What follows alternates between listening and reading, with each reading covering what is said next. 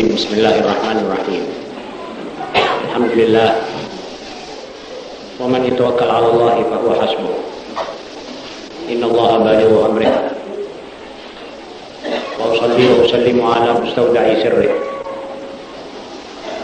وآله وصحبه وكل من مشى على إثره أما بعد الحبايب الأكارم معاشر المسلمين رحمكم الله السلام عليكم ورحمة الله وبركاته. Di tempat yang mulia dan suci ini, dalam suasana haul memperingati arwah seorang saleh Habib Umar Al-Hindwani, kedatangan kita dengan niat yang suci pula, itu semua akan pasti diterima oleh Allah. Inna Allah la yaqbalu at-tayyib la yaqbalu illa at-tayyiban. Karena itu marilah kita bersama-sama gembira, karena seorang mukmin selalu berbolak-balik dalam kebaikan, berbolak-balik dalam rahmat Allah, dari rahmat ke rahmat, dari rahmat ke maghfirah. Ampunan Allah kita harapkan di tempat seperti ini. Maghfirahnya, rahmatnya kita harapkan turun kepada kita umat Islam di Telaga Biru ini. Mudah-mudahan kita bertemu dalam kebaikan dan berpisah pula membawa oleh-oleh yang baik untuk roh kita supaya lebih kuat. Sebab roh itu bisa kuat dengan zikir dan bisa lemah dengan maksiat. Zikrullah, yaitu la ilaha illallah, yang dikatakan afdalul zikr, itu menguatkan roh, menjadikan roh seorang mukmin itu kuat, seperti aki yang baru di stroke. Dia kuat, dia narik kuat, narik anggotanya untuk ibadah, tidak malas, narik pikirannya untuk berbuat segala kebaikan, tidak menarik pikirannya untuk berbuat kejahatan dan kedurjanaan. Narik kaum muslimin yang lain untuk menertibkan diri, untuk mengkompakkan barisan, untuk membantu yang lemah, dan untuk menguatkan Islam dan syariatnya. Islam itu sekarang diwariskan oleh Nabi Muhammad SAW kepada kita umatnya.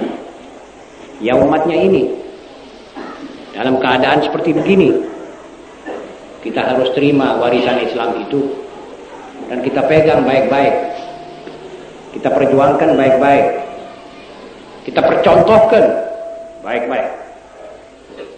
Sebab kalau golongan lain seperti hipis yang berkeliaran di Indonesia ini dan di seluruh negara timur jauh, hipis Bambungan itu mendemonstrasikan akhlak dan tabiat watak kaum hipis, maka umat Muhammad SAW harus mendemonstrasikan akhlaknya Nabi Muhammad SAW. Baru tampak ada perjuangan. Segala sesuatu itu harus diperjuangkan, saudara-saudara. Yang menyebabkan kemacetan, yang menyebabkan umat Islam mati langkah, kalau mereka sudah mulai ragu. Wa sadaqallahu al-azim fahum fi raibihim yataraddadun. Jangan maju mundur, jangan ragu. Jangan ragu bahwa Allah akan memberi bantuannya kepada yang lemah kalau kita minta daripada Allah. Dan kalau minta dengan prihatin, dengan khusyuk, dengan khudu', maka Allah akan membantu. Jangan ragu. Jangan ragu bahwa Nabi Muhammad SAW apabila masuk di pintu ini sekarang, beliau akan senang melihat umatnya berkumpul. Baru saja selesai membaca La ilaha illallah, baru selesai membaca Al-Quran, baru selesai menyebut-nyebut nama beliau, wassalatu wassalam, Allahumma salli ala Muhammad, Allahumma salli alaihi wa alihi wasallam. Pasti beliau senang. Ini kesempatan yang bakal turun barakah di tempat-tempat seperti ini. Kesempatan ini harus kita ambil. Kesempatan seperti ini harus kita jadikan suatu tonggak buat menanggulangi sisa-sisa syariat yang masih belum kita lakukan. Sisa-sisa agama Allah yang belum kita rasakan nikmatnya. Sebab kalau kita ragu, lantas kita disambung lagi dengan kuncup, tidak mau berkorban, tidak mau mengorbankan apa-apa, maka perjuangan Islam akan macet. Islam akan tidak dirasakan oleh orang. Nanti orang akan bertanya, mana itu rahmatan lil alamin? Katanya Islam itu rahmatan lil alamin. Mana? Orang akan bertanya. Kita jawablah, memang tidak dapat tempat untuk muncul. Islam tidak dapat tempat di hatinya kita, umat Islam. Bagaimana dia bisa dirasakan oleh umat seluruhnya? Kita akan merasakan sebaliknya. Kita akan merasakan maksiat, berkecamuk. Seperti cendawan di musim hujan. Sebab apa? Sebab Islam tidak kita beri tempat. Di rumah tangga kita. Kehidupan pendidikan kita. Kita memakai pendidikan barat. Kita memakai pendidikan Inggris dan Amerika. Anak umur 5 tahun kita suruh dia nyanyi, nyonya minta dansa, potong bebek angsa, nona manis siapa yang punya. Itu tidak mengandung arti pendidikan. Itu mengandung arti pencabulan. Maaf di tempat yang baik. Kalau sudah begitu, maka sebenarnya masalahnya sudah berubah. Kita tidak membantu anak kita untuk kita beri suatu sugesti Islamis. Al-Imam Syatibi rahimahullah dalam kitabnya Al-Muwafaqat jilid ketiga, beliau berkata, sistem pendidikan Islam pertama-tama yaitu yang dilakukan oleh Rasulullah SAW. Bagaimana yang dilakukan oleh Rasulullah SAW? Kalau bayi itu lahir, pertama-tama harus diperdengarkan Allahu Akbar, Allahu Akbar, Allahu Akbar, Allahu Akbar, adzan di telinga kanannya, qomat di telinga kirinya. Apa rahasianya ini? Rahasianya bahwa roh yang baru muncul di alam yang baru, habis berada di perut 9 bulan, itu maksud Rasulullah SAW. Kuping ini jangan dimasuki suara kecuali Allahu Akbar lebih dulu. Nanti roh ini anak kuat. Nanti semangat ini anak kuat. Kecerdasannya, keterampilannya hebat. Kalau tidak percaya, lihat contoh-contohnya manusia-manusia mukminin sebelum kita. Lihat Sayyidina Ali bin Abi Thalib. Bagaimana dia di dalam pelantikan Al-Ashtar sebagai gubernur Mesir. Pidato pelantikannya tidak ada kertas waktu itu, saudara-saudara. Dia cuma berbicara. 14 halaman dalam Nahjul Balaghah. Kalau saudara baca itu, saudara akan mengerti semua yang dibawa oleh ahli-ahli hukum barat. Semua yang dibicarakan oleh PBB sekarang, teori Montesquieu, teori trias politika, itu semua sudah dibawa oleh Sayyidina Ali kepada Al-Ashtar. Dari mana itu otak yang cerdas itu? Dari zikrullah. Mana ada sekolah hukum? Mana sekolah dasar saja nggak ada. Tapi Quran ada.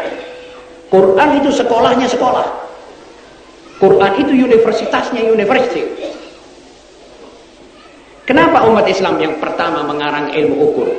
Dari mana? Orang-orang Arab di Timur Tengah itu yang masuk Islam dulu. Dia yang mengarang Al-Jabar. Itu Al-Jabar saudara pelajari di sini, itu yang mengarang pertama kali orang-orang Islam. Namanya saja Al-Jabar sebab pengarangnya namanya Jabir Ibn Hayyan. Al-Khwarizmi, teori geometri dan atur-aturan ilmu hisab, hitung dengan rumusan, itu umat Islam yang mana? Ini Eropa baru. Saudara percaya hukum? Kalau hukum jangan tanya. Islam yang dibawa oleh Nabi Muhammad SAW gudangnya hukum. Malah Nabi Muhammad SAW melarang orang menghukum orang. Jadi saya tidak boleh punya pendapat untuk menguasai saudara. Saudara dan saya harus dikuasai oleh hukum Allah. Jadi hukum Allah yang berlaku. Makanya lengkap. Imam Syafi'i radhiyallahu taala anhu 1200 tahun, 1150 tahun dahulu, Imam Syafi'i sudah mempunyai buku-buku hukum yang lengkap, perdata, pidana, dan hukum-hukum lain-lain. Sampai misalnya bagaimana orang kalau sewa menyewa, lalu yang menyewakan mati, apa persewaan jalan terus apa tutup? Bagaimana kalau sewa menyewa, yang disewakan yaitu rumah ini terbakar, bagaimana?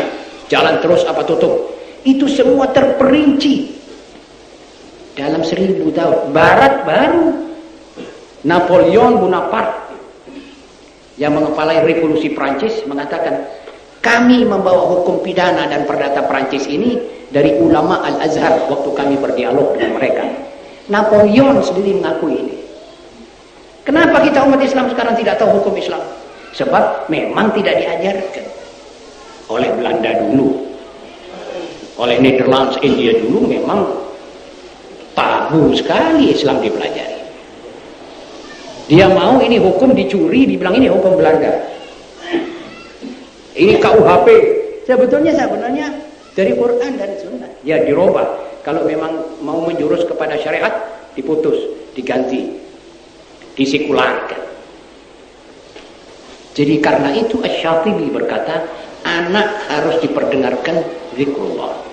Kemudian umur 5 tahun, itu anak harus dihafalkan ayat-ayat Quran. Bukan nyonya minta dansa. Disuruh membaca Qul huwallahu ahad, Allahus samad, sampai hafal.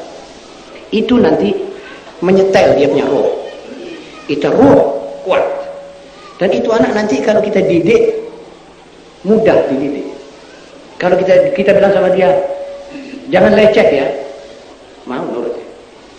Jangan bohong, ikut. Sebab rohnya lemes, sudah tidak kaku.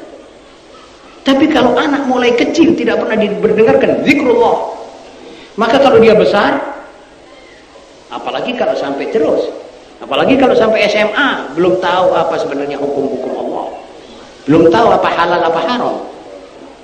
Lantas habis SMA, keluar dia masuk universitas.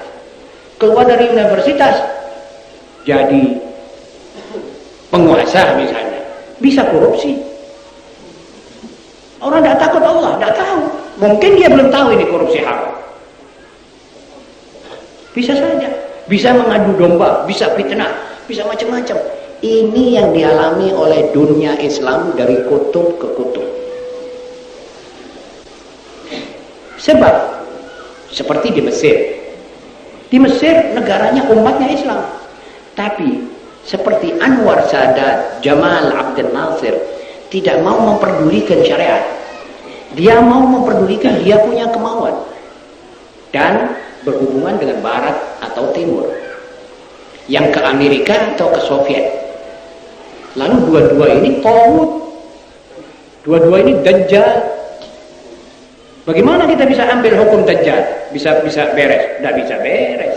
Kalau sudah pergi ke hukumnya dajjal, jadi cekcok, jadi ribut, jadi balak, jadi paceklik, tidak ada barokah. Saudara tahu negeri Arab paling kayanya negeri di dunia. Minyaknya dunia ini dipegang oleh orang-orang Arab. Tapi mana duitnya? Duitnya dipegangkan lawannya. Cekcok, fitnah, fitnah. Nanti misalnya Sadat khutbah, pidato. Dia bilang, saya tahu bahwa di daerah Usyuk atau Tonto ada Ikhwanul Muslimin akan membuat pemberontakan. Padahal tidak ada isu. Ini isu akhlaknya setan, akhlaknya subversi, akhlaknya orang-orang yang tidak kenal kepada Allah. Dia mau daerah ini tetap kacau, lalu tunduk kepada kemauan orang-orang tertentu. Ini semua ada sebab. Sebabnya kita lupa kepada Allah. Sebabnya kita semua ini tidak ingat lagi kepada agama Allah. Dan Barat yang salibis atau Zionis Yahudi merongrong ini Islam dari segala jurusan. Jadi yang dikeroyok ini cuma Islam saja. Coba di mana-mana coba lihat. Di mana saja kalau ada sebut Islam, dunia semua melawan Islam. Sebab dia orang tahu bahwa ini agama pernah berkuasa di dunia dan mengamankan dunia. Kalau ini dibiarkan muncul, mereka tidak dapat tempat di dunia. Pasti. Turki itu 450 tahun berkuasa di jantungnya Barat. Tidak pernah satu negara Barat berani musik-musik Turki. Dirongrong Islamnya, dirongrong. Dengan anak-anak yang sekolah di Prancis, di mana-mana. Akhirnya setelah khilafah Islamiyah ditumbangkan, skala negara Islam di Turki dipotong, pokoknya itu, tumbang, akhirnya Turki sampai sekarang ngemis. Tidak bisa berbuat, tidak punya kekuatan. Loyo kata orang Jawa. Disuntik oleh Barat dengan pikir-pikiran Barat. Loyo. Mau beli meriam satu pergi ke Amerika. Lantas Kongres Amerika bikin nama. Boleh apa tidak kasih Turki. Saudara tahu di Turki hari ini mau cari kopi yang asli seperti dulu tidak ada. Padahal dulu Turki itu masyhur kopinya. Turkish coffee. Itu sekarang tidak ada. Itu Turki penuh dengan hasil daging impor. Jadi miskin, melarat. Kena walatnya Islam. Sekarang mereka baru sadar kembali, wah, kalau begitu kita tumbangkan Islam, dibujui kita sama Yahudi. Kita musuhi Islam, kita dibujui sama Yahudi. Yang untung Yahudinya bisa berkuasa di Selat Dardanel. Akhirnya mereka mulai berpikir kembali ke Islam. Jadi kita sekarang ini, wahai kaum muslimin, jangan berpisah dengan Islam. Sampean tidak punya kekayaan lebih daripada Islam sekarang di dunia ini. Ya cuma ini yang menguntungkan kita di dunia sampai akhirat. Jangan lepas tangan kita dari tangan Rasulullah SAW untuk memimpin kita ke jalan keselamatan. Seperti beliau memimpin sahabat beliau ke jalan keselamatan. Seperti beliau memimpin dunia Islam di zaman untuk keselamatan. Kita lebih dulu, saya dan orang-orang seperti saya, yaitu para ulama, harus bekerja keras hari-hari ini. Ulama harus mempercontohkan Islam itu dengan amal. Quran ini supaya tidak tetap merupakan huruf mati di dalam kitab ini, tetapi Quran ini harus kita amalkan. Sehingga Quran ini nanti berwujud orang jalan. Quran berjalan, Quran bersuara. Jadi suaranya seorang muslim Quran, tangannya bergerak dengan Quran, dan semuanya Quran, aturan Quran berjalan. Rumah tangganya aman, tentrem. Pagi masing-masing bangun, kecil, besar, laki, perempuan, suami, istri menghadap kiblat semuanya, bersyukur kepada Allah. Salat jamaah, itu Quran. Lalu kalau punya duit, zakat, itu Quran. Punya duit lebih, pergi haji, itu Quran. Quran kita praktek, kita amalkan. Tidak cuma kita apalkan. Sebab kalau kita tidak praktekkan, golongan-golongan lain mempraktekkan faham-faham di luar Islam, ya paham itu nanti yang akan kita contoh. Sebab ideologi dengan ideologi yang menang adalah yang banyak disuarakan orang. Kalau Islam tidak pernah disuarakan, orang tidak tahu. Banyak desa-desa umatnya sampai tidak ada jamaah, sampai jadi abangan kembali, sampai didatangi oleh angkara murka, dimasukkan agama lain, atau dijadikan orang-orang di luar Islam kembali. Jadi kesian itu Wali Songo itu. Saudara tahu yang masukkan Islam di Indonesia ini cuma 9 kepala Wali Songo. Bukan 90 juta, tidak, 9 kepala. Tapi tiap kepala berisi Al-Quran, menyinarkan Al-Quran, tangannya bergerak dengan Al-Quran, hatinya berdebar dengan Al-Quran, dan kelakuan Nabi Muhammad SAW. Menarik Islam itu. Banyak masuk, kita semua masuk Islam. Tapi kalau kita sekarang, apalagi para ulama, ulama harus akor, harus satu hati, harus satu barisan. Yang dikatakan barisan warasatul anbiya, warasatnya Nabi Muhammad SAW. Kita ulama yang memikul warisan Nabi Muhammad SAW. Kita ulama yang akan jalan dengan pelita Nabi Muhammad, dengan lenteranya Nabi Muhammad SAW.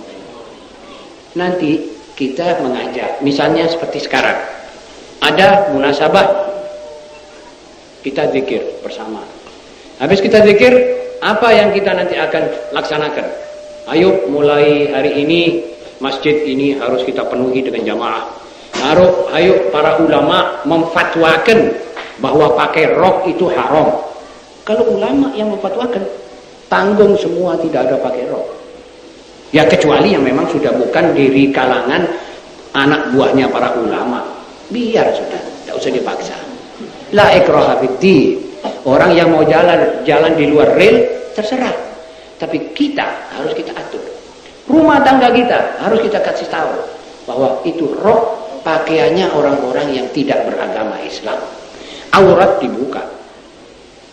Saya bangga sekali, saya waktu menginjak tadi di Kamal melihat masjid. Kemudian jalan lagi kelihatan masjid. Kemudian jalan lagi kelihatan masjid. Cek bagusnya masjid-masjid. Sampai saya bilang sama mobil, stop. Ayo saya mau kepingin sholat di masjid itu. Saking kepinginnya, senangnya saya. Tetapi di samping itu saya melihat baju-baju perempuan tipis semua. Ada pakai ini lengan tangannya sampai pangkal tangan terbuka. Ini di luar hukum Rasulullah SAW. Jangan sampai kita berjalan di luar hukumnya Rasulullah SAW. Nanti setan membarengi perempuan itu. Kalau sudah perempuan di luar hukum Allah, sudah dia dekat sama pengaruh setan. Jadi karena itu para ulama hari-hari ini harus mengatur umatnya, mendekatkan ini umat dengan Rasulullah SAW, di bawah pimpinan Rasulullah SAW. Jadi aman. Dan yang tetap, yang pikirannya jangan kacau, jangan mau dikacau orang. Nanti dikatakan ini ada begitu, ini begini. Jangan ribut. Kita tahu kita punya jalan. Pokok sampean tidak berbuat salah. Cukup. Jangan mau dikocak orang. Itu main kocak-kocakan, itu sifat-sifat subversi. Subversi senang dan bisa hidup di tengah-tengah begitu. Ulama diadu sama ulama. Lantas umatnya ulama ini dengan ulama itu berkelahi. Kalau berkelahi, subversi jalan di tengah. Ka'anhal hadaf. Apa sebab? Sebab mereka tahu, mereka punya kerjaan ini, adu domba. Jangan mau dia adu domba. Kita katakan kita sudah dipimpin oleh Rasulullah SAW. Dalam rohani kita, dalam syariat, dalam semuanya kita nanti akan aman dan tidak sampai kita kacau. Tidak sampai kita melanggar hukum. Kalau saudara di bawah pimpinan Rasulullah SAW, tidak akan bisa melanggar hukum. Yang melanggar hukum justru orang yang di luar pimpinan Rasulullah SAW. Sampai ada orang tanya pada saya, loh ini maksiat berkecamuk di mana-mana, muda-mudi itu semua ini. Apakah ini maksiat atau tidak? Saya bilang ini maksiat. Loh bagaimana? Bagaimana hubungannya ini dengan Pancasila? Lantas orang tidak ada berjalan, orang di saban-saban di shock dengan Pancasila. Itu bukan Pancasilais. Itu hati-hati, ada golongan bukan Pancasila. Itu tidak baik. Itu tidak tambah mengamankan negara. Itu tidak tambah menyuruh orang pegang Pancasila. Orang semakin menuding. Lah kamu ini Pancasilais apa tidak dulu? Kalau Pancasilais, aman semua. Sebab Pancasilais itu qul huwallahu ahad, Allahus samad. Aman dunia kalau pakai la ilaha illallah Muhammadur Rasulullah. Tiada Tuhan melainkan Allah yang esa. Tapi kalau sudah banyak korupsi, banyak orang ngambil duit, masing-masing ngambil main kuat-kuatan, adu kuku, adu taring, ya bukan Pancasilais itu namanya. Itu rimbais nanti. Cilaka nanti ini. Di sini kewajiban para ulama berada di posnya. Ulama harus berada di tempatnya. Para kiai jangan meninggalkan pesantrennya, jangan meninggalkan masjidnya. Tidak keliru sampean kalau berada tetap di masjid mengajar. Tidak keliru sampean wahai ulama kalau tetap di pesantren dan pondok sampean. Itu kerjanya Rasulullah SAW. Sampean sekarang meneruskan. Lantas seorang kiai misalnya ikut-ikut ke DPR, tidak akan nambah sesuatu, tapi pondoknya pas kesian, tidak ada bapaknya, tidak diupeni. Lantas akhirnya rodok terbengkelai, akhirnya pecat gitu pondok. Kita mesti diada berpos. Kita yang pernah ke DPR, pernah ke konstituante itu menyesal sudah. Coba tahu kita dulu tidak kemana-mana sudah. Betul, saya di masjid tidak bohong sudah. Menyesal saya betul. Kenapa? Ya sudah perjuangan tidak ada apa-apa. Akhirnya ya semua konstituante gulung tikar, tutup, ganti lain ini semaunya yang kuat. Lantas kita sebetulnya yang niatnya ikhlas tidak dapat suatu jalan. Coba kita itu waktu mengajar sudah banyak santri hatam Quran itu. Eman. Jadi sekarang ini pelajaran ulama di tempatnya. Ya zu'ama yang mau ke sana, yang ahli-ahli terserah. Itu jangan kita hasut, jangan kita. Ini akhlak Islam. Masing-masing di tempatnya. Masing-masing mengetahui pekerjaannya. Masing-masing tidak mau diisu-isu, difitnah, digertak sambel, dijadikan seperti manuk puter yang kalau diginikan dia bunyi. Jangan. Ini zaman orang sudah pintar. Bangsa Indonesia harus lebih pandai, lebih cerdas. Bangsa Indonesia sekarang bukan zaman di bawah Nederland India. Kita sudah pintar, sudah cerdas. Jangan dikira orang kiai tidak ngerti. Jangan dikira orang serbanan itu bahlul dan bodoh. Aduh, luar biasa orang serbanan sekarang ini. Satu serban hitam di Iran menggerakkan seluruh dunia, menggoncangkan dunia. Ini contoh. Terlepas siapa dia, apa kita setuju, tidak setuju, pemerintah setuju dengan mereka, apa tidak setuju, kita umat Islam setuju, apa tidak setuju, terserah. Tapi kenyataannya begitu. Gak apa-apa ya, jalan sendiri. Dan semuanya ulama harus berada di posnya. Jangan bergerak ini ulama kalau tidak menurut perintah Rasulullah SAW. Sebab kalau tidak, ini ulama bisa ditarik ke kanan, ke kiri. Kesian ini anak-anaknya nanti, ini anak buahnya ini. Pas dikemanakan anak buahnya. Kalau sudah ada ulama neken minta supaya boleh bangun gereja di sini, gimana sudah keluar dia?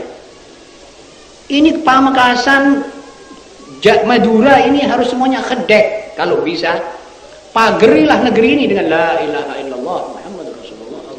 Ini desa-desa ini harus kita pageri. Kita jadikan pagar daripada kalimat tauhid. Jangan kasih kesempatan buat agama lain masuk di sini. Apalagi kalau caranya sudah melanggar perintah pemerintah, melanggar peraturan. Tak boleh menyebarkan agama di rumah orang, masuk keluar rumah orang. Wah, itu jangan diterima. Apalagi diakui untuk menaikkan membuat satu gereja, itu keliru. Jadi kita ini mesti tahu kita punya apa yang mesti kita lakukan. Dan umat Islam tidak kesasar, insya Allah. Yang khawatir kepada umat Islam adalah yang di luar Islam, yang kafir. Yang takut pada Islam adalah Yahudi. Allah SWT berfirman, A'udzu billahi minasyaitonir rajim. La tajidanna ashaddan nasi adawatan lil ladzina amanu al-yahud. Muhammad, engkau akan jumpai yang paling sengit membenci Islam dan orang-orang yang beriman adalah orang-orang Yahudi. Lantas walladzina asyraku, dan orang-orang yang syirik, yaitu Ahmadiyah, kebatinan, Bahai, macam-macam itu. Benci. Semua itu tidak senang kepada Islam. Tapi orang karena Islam ini tidak bergantungan pada manusia, bergantungan kepada Allah, biarpun kita dibenci satu dunia, kita sama Allah. Betul atau tidak? Apa kurang kuat Allah Ta'ala? Apakah betul katanya agama Islam ini sudah tidak cocok dengan zaman? Apakah betul itu? Ya, betul. Sampean ini sekarang dapat minum air, itu yang menciptakan air itu siapa? Sampean hirup udara ini, siapa yang ini kasih sirstof dan oksigen? Allah. Kalau Allah menciptakan udara cocok buat paru-paru sampean, masa undang-undangnya tidak cocok sama sampean? Undang-undangnya Yahudi ya tidak cocok sama kita. Perempuan disuruh jadi laki-laki, laki-laki jadi perempuan. Pas ada orang laki-laki pakai ini anting-anting, pas jadi hipis, itu yang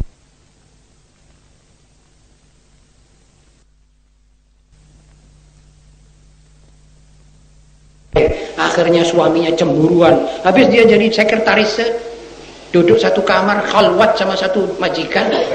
Bagaimana Pak suaminya bisa percaya? Oh iya, tapi ini hak wanita, ini sama-sama. Apa itu betul? Itu cocok gitu. Itu yang tidak cocok, saudara-saudara. Itu yang menyebabkan rumah tangga hancur. Pas percerai atau berkelahi, rumah tangganya hancur, anaknya jadi berandal. Katanya menghormat wanita. Mana? Tidak ada orang menghormat wanita lebih dari Rasulullah SAW. Ini sekarang coba sampean lihat. Wanita disuruh gunting karcisnya bis. Di London, di mana perempuan disuruh gunting karcis bis. Pas suruh cari tukang mau di kereta api, disuruh pegang buku, tanya, "Tuan mau makan apa?" Rawon satu piring, ini satu piring, perempuan. Lantas perempuan akhirnya disuruh ke situ, disuruh ke sini, disuruh dansa, disuruh tari-tarian, dilihat sama orang laki-laki. Disuruh telanjang, bajunya disuruh pakai separuh atau seperempat, suruh pakai mini, yang laki-laki pakai desi, pakai kemeja, pakai jas lagi, pakai kaos kaki, celana panjang, semuanya panjang, tutup semuanya, itu kecuali al-wajh wal kaffain, dibalik sama setan. Jadi yang laki berukut, rapat, perempuannya suruh telanjang. Nanti suruh pakai make up. Kalau tidak pakai make up, wah ini orang desa ini tidak tahu. Make up beli dengan duitnya. Akhirnya ini perempuan ditipu oleh maslahatnya kaum syayatin. Akhirnya ini perempuan rusak. Akhirnya disuruh jadi hostess. Akhirnya suruh mijeti ini turis-turis bajingan gerandalan dari seluruh dunia ini, yang mengedarkan afyun dan mengedarkan candu, mengedarkan gambar-gambar cabul dan mengedarkan penyakit-penyakit kotor. Waliyadzubillah min dzalik. Ini kekeliruan. Saya baru dari Bali beberapa hari yang lalu. Saya lihat semua orang di situ itu turis-turis tidak sopan sama sekali, tidak pakai baju. Naudzubillah. Kita ini dianggap seperti puntungnya rokok sama dia. Mentang-mentang jadi orang Amerika tidak pakai baju di muka kita. Kalau kita salah, kita bukakan negeri kita untuk mereka, datang mereka berketebaran. Pasti omongkan macam-macam. Saudara-saudara, ini perlu menjadikan kita sadar. Ini majelis-majelis seperti sekarang ini, kita harus pertama-tama menertibkan sistem pendidikan kita. Anak-anak kita harus kita didik menurut Islam. Sebab kata Imam Syatibi, ini Quran tidak ada kekeliruannya. Ini hak. Yang tidak percaya bahwa ini hak, dia boleh mendebat. Sekarang profesor-profesor di Eropa saben hari tidak kurang dari 40-35 orang mau masuk Islam karena dia tahu persis bahwa Islam ini benar. Kenapa umat Islam di Indonesia yang sudah 400-500 tahun masih belum tahu Islam ini? Di Jepang sekarang ini Islam maju luar biasa pesat. Saudara tidak tahu, seminar demi seminar, konferensi demi konferensi diadakan di Jepang, di Tokyo, di Yokohama, dan sekarang ini di Wina, di Stockholm, McGill University di Amerika. Semua ini sahabat-sahabat bicara tentang fikih Islam, sejarah Islam, fikih Islam, tentang balaghah dan lain-lainnya. Itu semuanya saben hari dibicarakan oleh orang dunia. Jadi Islam sekarang tersebar. George Bernaccio pernah berkata, pujangga Inggris, saya percaya bahwa 50 tahun lagi agama Islam di Eropa, agama Eropa adalah agama Islam. Hari ini Belgia mengakui Islam sebagai agama resmi untuk Belgia. Belgia itu tetangganya Nederland, negeri Belanda. Eropa mengakui Islam sebagai agama resmi, dan dia minta daripada Islamic Center di Belgia supaya menyusun bagaimana mendidik taman kanak-kanak menurut Islam. Bagaimana kita umat Islam di Indonesia ketinggalan? Sebab kita tidak pernah belajar. Bagaimana tidak belajar? Ya memang tidak ada tempat belajar. Pesantren-pesantren sudah mulai tidak aktif seperti dulu. Tapi alhamdulillah, al-khair masih ada. Saya yakin ini pesantren-pesantren masih insyaallah ta'ala akan menumbuhkan orang-orang ulama yang mukhlis, yang zu'ama, yang betul-betul zu'ama. Saudara-saudara, berhubung waktu sudah terlalu siang, dan saya kira sekedar sambutan hall yang meriah ini saya cukupkan sekian. Mudah-mudahan kita semua kembali dengan barakah dan rahmat. Pesanan saya yaitu dua. Wahai ulama, bersatulah. Kompakkan barisanmu untuk menghilangkan hati Rasulullah SAW. Dan putuskan yang mana haram, haramkan. Yang mana halal, halalkan. Supaya umat kita ini tahu. Kalau rock itu haram. Kalau bioskop model sekarang ini sudah jelas haram. Akhirnya nanti bioskop itu membawa model-model kepada perempuan ya seperti yang kita lihat sekarang. Nanti akhirnya kita maksiat. Akhirnya kita semua jadi berdosa. Ini kewajiban kita para ulama. Kedua, anak-anak kita harus kita didik sistematikanya pendidikan Islam. Jadi jangan kesusu. Ajar dulu Quran. Ajar dulu sholat. Sebab itu anak yang sudah bergerak anggotanya untuk sholat. Rohnya itu semua lemes. Bisa jadi anak yang soleh. Dan akhirnya jangan lupa, kasih makan dia makanan yang halal. Kita harus mencari rezeki yang halal. Jangan kesusu. Anak yang dikasih rezeki yang haram, nanti kalau besar dia tidak mau pergi masjid. Sebab badannya ini besar, tulangnya besar, badannya spirnya besar atas uang yang haram. Tidak mau dia ke masjid, berat. Seperti diseret begitu. Jadi dia mesti dikasih uang yang halal. Karena itu saudara-saudara, marilah kita sama-sama bertawakal kepada Allah untuk melaksanakan ajarannya pada diri kita sendiri, pada keluarga kita. Semoga kita semua ini mendapat rahmat dan barakah. Jangan mendengarkan fitnah dan isu-isuan. Kita sekarang di zaman orang sudah pada pintar dan pada mengerti. Kita ngerti itu sak-sakan seperti begitu tidak baik. Apalagi sesama bangsa. Kita harus kompak, harus bersatu. Yang mengikat kita adalah Rasulullah SAW dengan ikatan asyhadu an la ilaha illallah wa asyhadu anna Muhammadar Rasulullah. Marilah kita bersama-sama membaca kalimat tauhid. La ilaha